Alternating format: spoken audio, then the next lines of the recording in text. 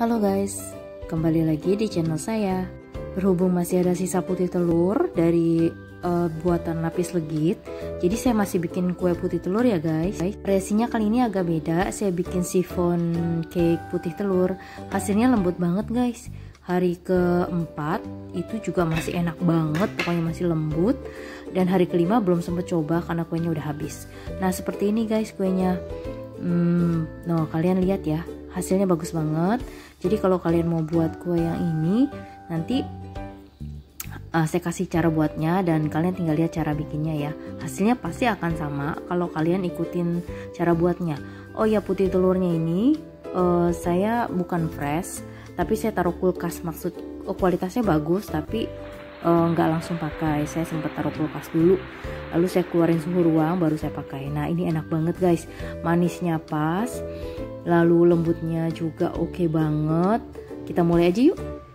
Oke, dalam satu wadah siapkan 350 gram putih telur. Nah ini kira-kira 1 menit dikocok sampai berbusa dengan kecepatan yang paling rendah ya guys. Jangan sampai langsung tinggi ya, inget ya. Ini harus kecepatan nomor 1 kalau di mixer yang paling rendah. Sampai dia agak berbusa kira-kira 1 menit. Saya masukin cream of tartar ya. Cream of tartar ini 1 sendok teh. Kalau nggak ada kalian bisa pakai perasan jeruk nipis atau lemon sama 1 sendok teh juga guys. Lalu ini gulanya 175 gram. Kita masukin secara bertahap ya, jangan sekaligus. Sama ini juga kecepatan mixernya masih dalam tahap belum maksimal.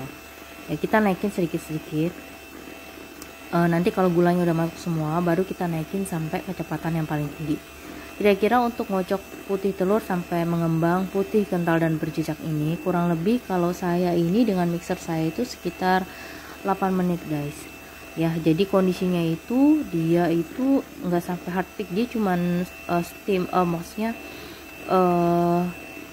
kondisinya itu nanti kalau kalian lihat ya hasilnya saya akan kasih tahu itu nggak terlalu kaku, dia tidak boleh kaku ya, jadi nanti saya kasih tahu.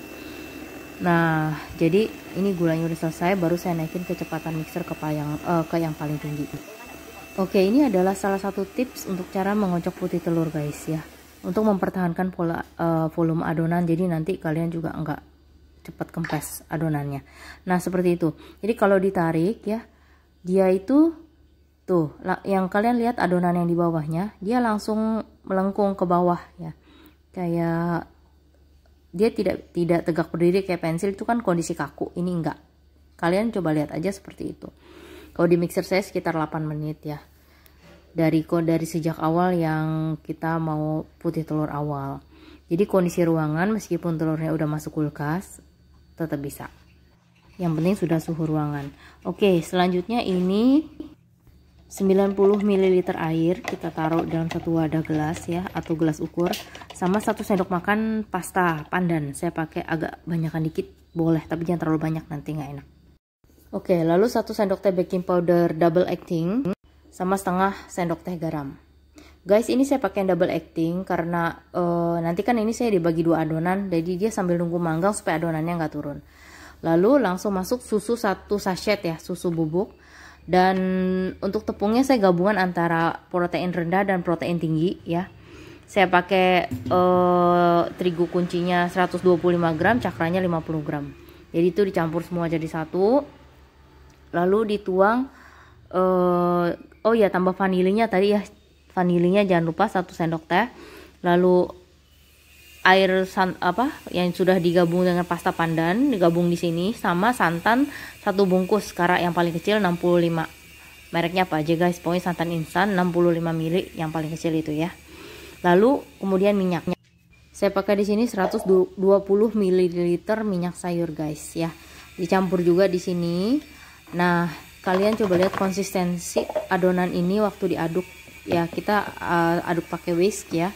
Jadi memang ini agak berat guys ya, karena memang ini yang adonan tepungnya digabung di sini kan kita aduk, karena coba kalian lihat ya memang agak berat, dan itu memang seperti ini nggak apa-apa. Nah seperti ini tuh, kalau kalian lihat ya memang kalian coba perhatikan. Jadi nanti kalau kalian bikin nggak usah takut kok begini gitu ya, memang begini nggak apa-apa. Ini kan kita belum campur ke adonan putih telurnya. Oke, setelah ini selesai diaduk semua tercampur rata, sampai campur rata ya, kita masukin putih telur yang tadi kita sudah mixer. Ini secara bertahap, sedikit demi sedikit. Ya, jangan sekaligus supaya nanti bisa campur secara merata. Diaduk pelan-pelan, pakai whisk boleh juga, pokoknya aduk cepat juga boleh, pokoknya yang penting tercampur rata guys.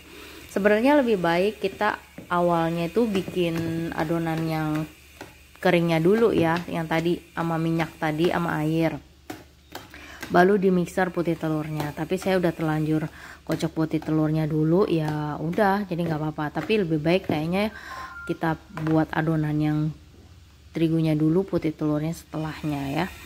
Kenapa? Karena memang kadang putih telur itu kan mengandung air, jadi nanti dia bisa agak cair gitu guys. Tapi tergantung ngaduknya juga sih ya. Cuman kita cari aman, harusnya sebenarnya putih telurnya itu setelah kita mencampur adonan yang terigunya itu. Nah ini udah mau selesai semuanya, adalah yang terakhir guys. Nah ini udah mulai enteng diaduknya. Diaduk sampai rata, jangan sampai ada yang gak kecampur. Diaduk terus ini sampai warnanya udah mulai bagus ya, nggak terlalu pekat kayak yang tadi karena ini udah dicampur sama putih telur. Oke, nah kemudian nanti ini saya akan pakai loyang sifon yang bongkar pasang. Kalian pasti tahu ya, atau yang belum tahu kalian bisa tanya ke toko bahan kue. Kalian beli loyang bongkar pasang untuk sifon. Saya pakai ini loyang yang ukuran 22. Kira-kira tinggi adonannya nanti kalian lihat ya, jangan penuh ya. Untuk loyang bongkar pasang ini saya jangan ditaburin dengan jangan diolesi dengan mentega atau apapun atau minyak ya guys. Jadi biarkan saja seperti ini. Ya, memang caranya memang seperti ini ya. Jadi dia tidak boleh diolesi dengan apapun. Oke, lalu ini kita tuang, kira-kira tingginya seperti ini guys. Nah, sisakan sedikit supaya nanti dia akan agak mengembang ya. Oke, setelah itu kita siap panggang. Saya pakai alas seperti ini karena saya khawatir ada yang bocor. Nah, jadi saya pakai alas yang tidak jarang-jarang ya. Jadi kalau ada bocor dia bisa, karena kayak oven listrik takut dia netes-netes ke bawah. Nah, ini saya panggang dengan suhu 160 derajat sampai 170 boleh, tergantung oven kalian. Ini sekitar 60 menit guys, kurang lebih lah ya. Nanti kalian bisa tes tusuk, tergantung kondisi oven. Kalian sesuaikan dengan oven masing-masing. Ya, kalau di oven saya sih seperti itu. Oke. Nah, ini udah matangnya seperti ini guys. Tuh. Ya. Ya, kira-kira atasnya seperti ini. Nah, baiknya ini setelah dingin aja kita keluarin dari loyangnya supaya lebih gampang. Nah, cara ngeluarinnya tadi seperti itu ya guys ya. Nah, ini yang bagian bawahnya dikeluarin. Nah, tengah-tengahnya ini hasilnya seperti ini. Sudah siap dipotong. Saya akan kasih tahu kalian ini hasil kuenya. Seperti tadi di video bagian awal, ini kuenya asli lembut banget, enak banget, dan tahan sampai 4 hari. Kalau 5 hari kayaknya bisa juga ya. Saya taruh di wadah tertutup Tupperware. Saya nggak taruh kulkas. Kalau kalian mau taruh kulkas juga boleh. Pas mau makan baru didiemin dulu suhu ruangan tapi ya. Nah, ini dia lembut banget. Oke banget deh, pokoknya recommended. Jadi putih telur dibikin ini enak banget. Teksturnya itu berasa banget. Maksudnya dia lembut tapi nggak kayak kapas kayak ogura. Ini beda lembutnya. Pokoknya oke banget, recommended. Kalau kalian mau coba boleh share di kolom komen kalau kalian mau ada tanya apa. Oke guys, sampai di sini dulu video kali ini. Oh ya, nanti saya akan bikin yang sifon yang coklat ya di next video. Karena itu sisa putih telur saya itu yang terakhir juga sama yang ini. Thank you guys, sampai ketemu di next video ya.